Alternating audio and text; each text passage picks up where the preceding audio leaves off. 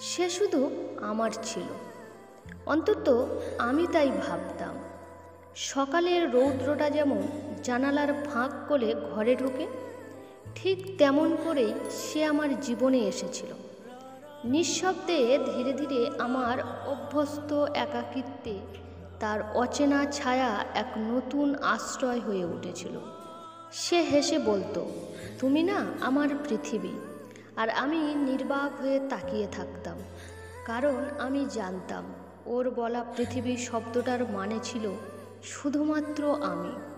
আমরা একসাথে হাঁটতাম, কথা বলতাম, চুপচাপ বসে থাকতাম, এমনকি ঝগড়াটাও করতাম ভালোবাসা দিয়ে। ওর চোখে আমি নিজের ভবিষ্যৎ দেখতাম, আর ওর হাতের মধ্যেই আমার নিরাপত্তা। কিন্তু একদিন সব কিছু বদলে গেল। তাকে খুব কাছ থেকে হারানোটা এমন এক ব্যথা যা শব্দে বোঝানো যায় না।